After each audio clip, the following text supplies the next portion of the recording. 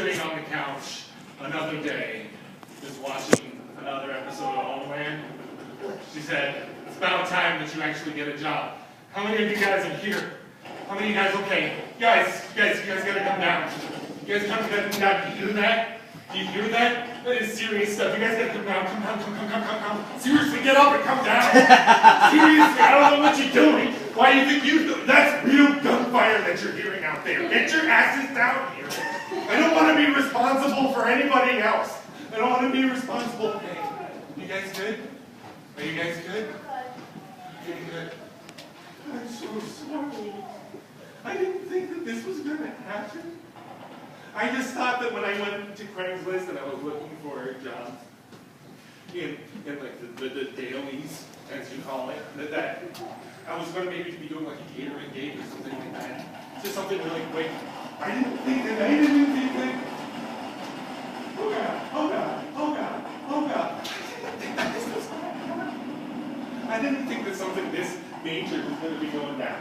So you guys, will you do me a favor? Can you guys do me a favor? I'm going to do a little future talking here. Okay?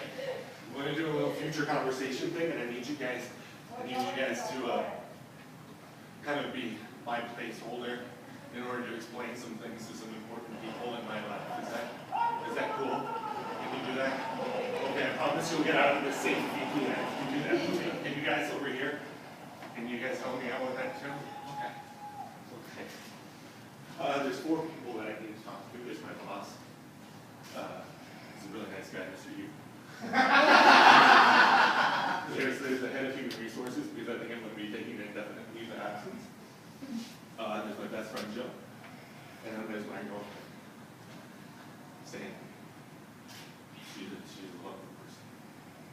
No matter what am I saying about her, she's a really nice person, and I don't want you to think that I think that she's a shrill type of woman or anything like that. She's not. She's lovely. She's wonderful. She's supportive of me. She wanted me to make something better of myself, even if what's better for myself is resulting in a massive murder of hundreds and hundreds of people. But I guarantee you that you will not die if you help me out. Who should I talk to first? Okay. All right, I'll talk to Mr. Evil.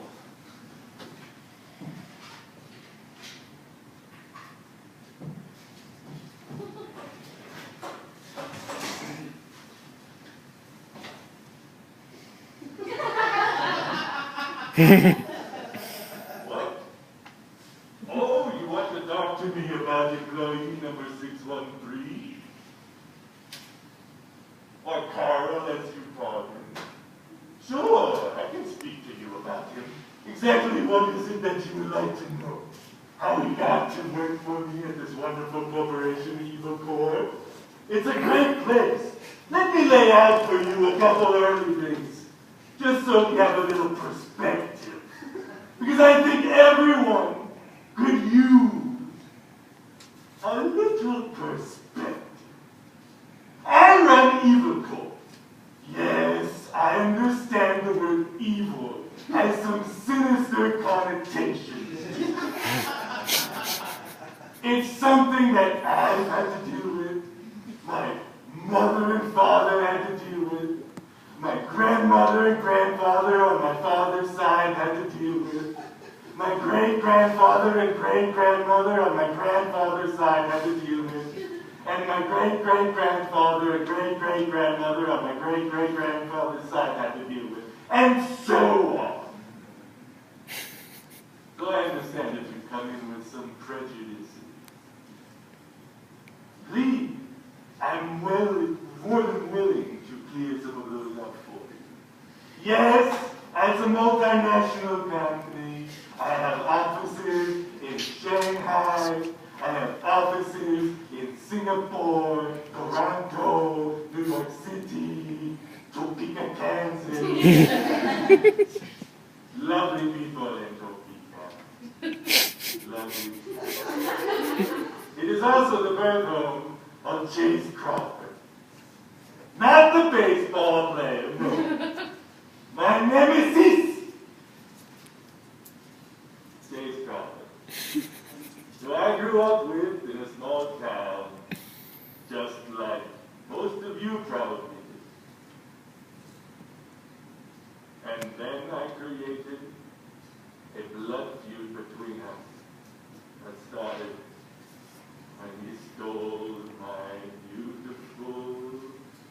wasn't my girlfriend. I just had just liked her from afar. I was a shy kid. But I started Evil Core as a way to very complicatedly get back at him. So, anyway, on to the question. If you have any, would like anything cleared up about my relationship with employee 613, aka Carl. So you called me. How'd you get in the wheelchair? The wheelchair. Glad that you asked. This takes me back to Chase Crawford. Chase Crawford was captain of the football team, basketball team, hockey team, and the star track runner. Everything about him was athletic and perfect. He was wonderful. I was brilliant at business, stocks, science. My brain was like his thoughts, well worked out and muscular. But then he was Veronica, who I wouldn't know. She was beautiful. I thought that she was going to actually invite me to the dance, the cotillion. And she did, and I was amazed. She said, I don't see your burnt face. And I thought, oh, she doesn't see my burnt face. She did see my burnt face. So I went out into the woods to make out point, to go meet Veronica. And lo and behold, the lookout point was at the top of a cliff. And was Veronica there? No. Guess who was there? Chase Crawford. And he was like, let's play a game, Mr. Evil. Let's play a game. And I was like, I don't want to play a game with you. You're so good at games. But he didn't listen to my pleas. He played, pretend to push off the cliff. It's not a fun game. When your clothes rip and you plug to the end of make-up point, cracking the legs, and sending you into a wheelchair, and turning you a permanent place on the I will murder list. That's how I got into the wheelchair. That's where the blood feud with Chase Crawford started. And that's where this whole mess began. Unfortunate what happened to 613. I love every one of my employees. I remember them all.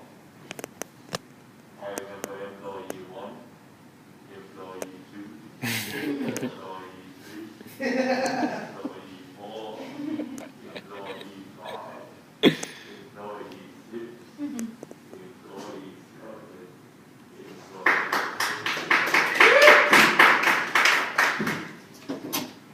All right, well, I hope that wasn't all right for you guys. Seriously, shit's going down. Shit's going down pretty hardcore, and I don't have very much more time. Okay, who should I talk to next? Your girlfriend. Your girlfriend?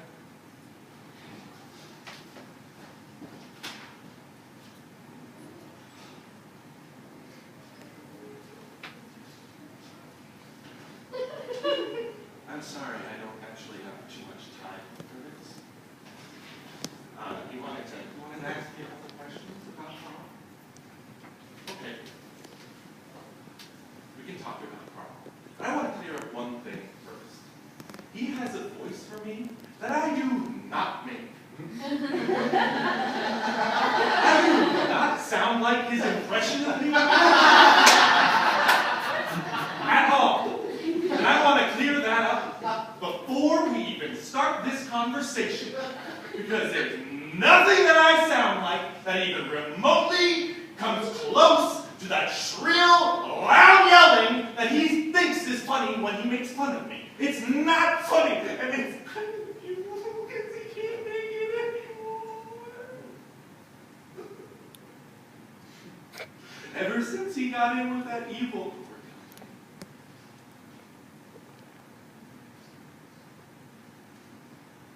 and that kind of was my fault, yeah. I told him he had to make something of himself, and he had to get a job. I mean, everybody has to have a job, right? Right? Everybody does. My job is being firmly entrenched in the upper middle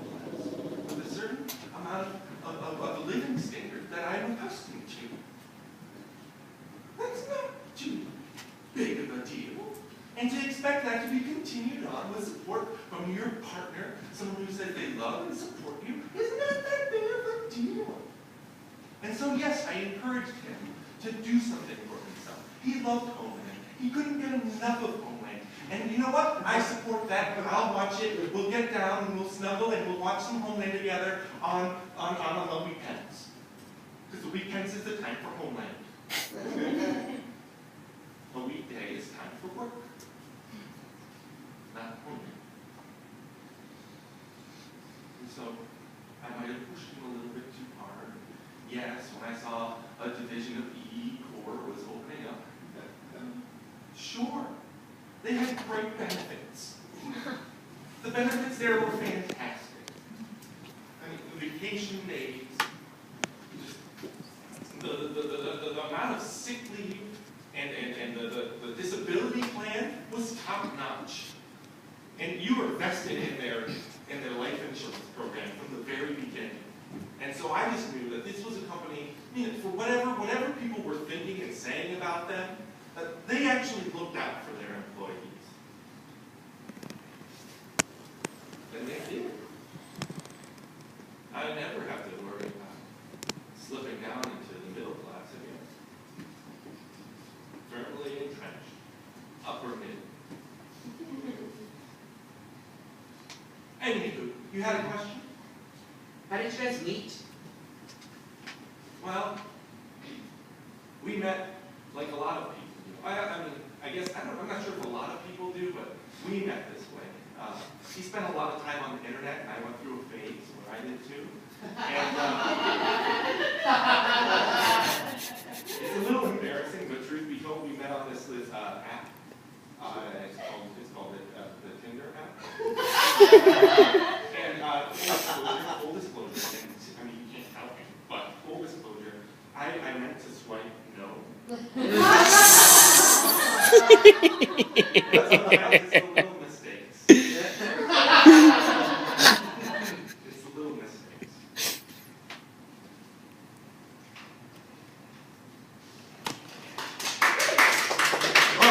Okay, so it's getting pretty bad. I'm really sorry, guys. So let's just make it quick. Which one? Who? HR. HR, okay.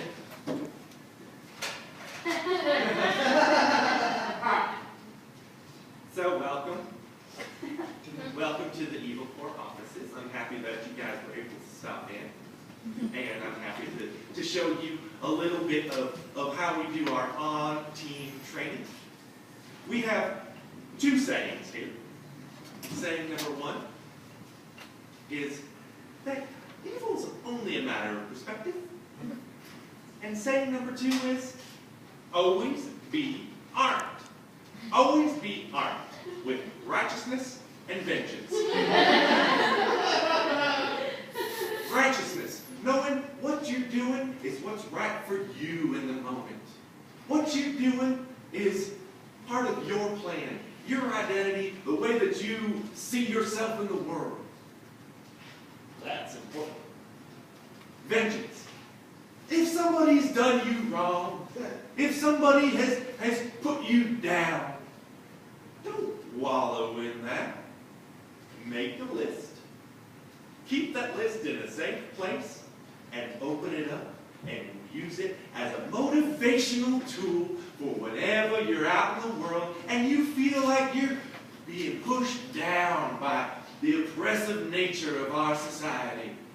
Pull out your vengeance list and think, I will be able to do something to put myself on a track towards ultimate righteousness and vengeance as long as I stick to the plan to put down my list. And everybody's got one. You got a list. You got a list. You definitely got a list. I see it in your beady eyes. And then you use that tool as a way to free yourself of the poisonous vibes that are inside.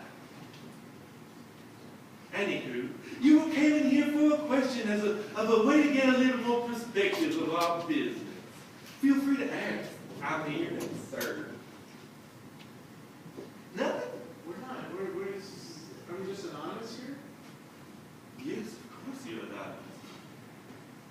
Your anonymity protects your identity. Your identity is who you are. I'm not interested in knowing who you are. I don't care underneath those beady eyes. I don't care. That's all I need to know about you are those two beady little eyes. And your number. Your number 783. That's what's important to me. Freedom through anonymity. Because when you're Mr. Beady Eyes every day, you're bringing in all that baggage of your vengeance list. But when you come in as number 783, you are not soiled with this baggage. No. You're free to use the other one. Because you can put this one down for a little while. When you go back to being Beady Eyes, you can take this one back out. God fear the man who carries both at the same time.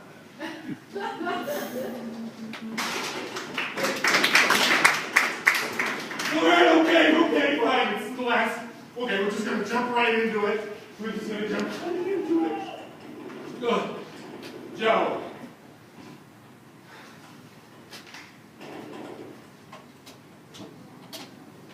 Yeah, I just told me she should join the police cause. Ain't nothing wrong with joining the police cause. We ain't felonies. I mean, generally, this is a very quiet town. Not much goes on here. But that partner of his, that famous partner of his, she wanted something a little more than what you get when you're wearing this old badge on your head. He was this deadly combination of ambition and laziness. I think we all can understand that. We all got a little ambition and laziness in us. Don't you got a little ambition and laziness in you? Yeah, you do. We all drive by the bank and think, oh man, wouldn't that just be easy? Just take all that money. I thought it, and I'm a police officer. It would be real easy. I wouldn't even need to get a fake police officer outfit. I just walk right in, pull my gun out, and say, give me the money! Can you imagine? Has that ever even happened in the world? I mean, not in the United States of America, because we live under laws, but I can imagine that it could happen in one of them other countries. I bet that's happened.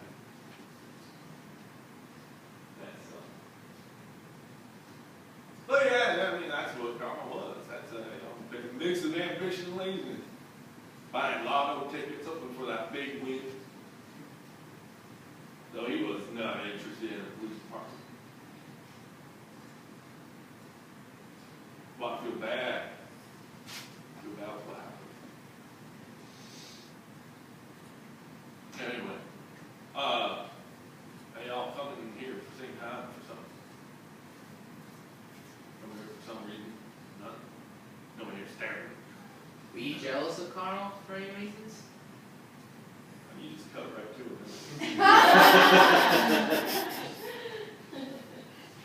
You just see right through that veneer, the jolly veneer of happiness and contentment of knowing, hey, I got a pension that's going to me after I'm serving 20 years on the force, and I don't have to worry nothing.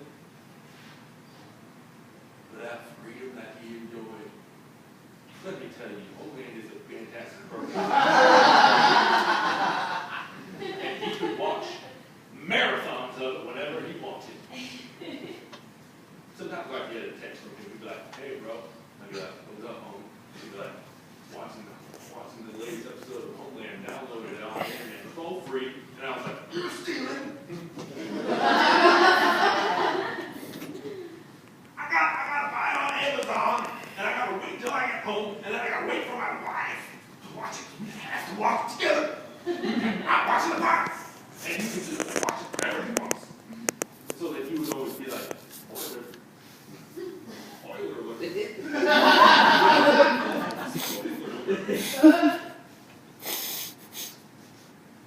Too bad. He ended up getting spoiled in the end.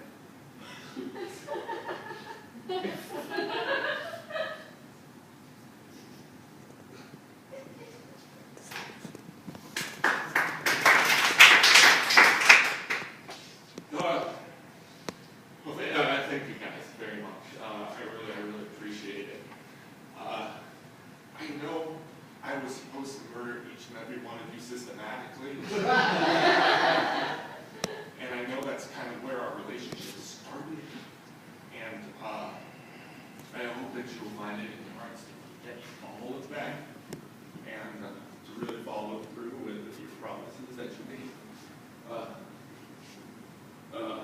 Because I promised myself that I would never really touch one of these things. I'm kind of scared of them. You ever shot a gun before? Are you? Yeah. Yeah. Do you like it? You one of those people who's like, it feels good? It felt good at the time. Yeah. It's a little too much power.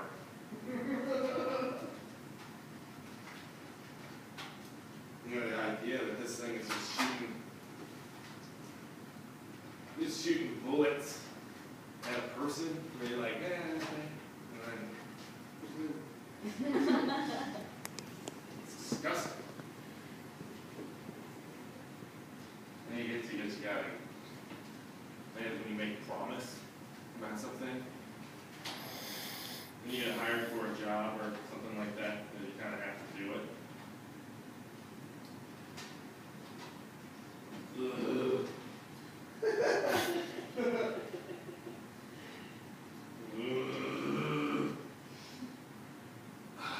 Alright, so you guys just be quiet.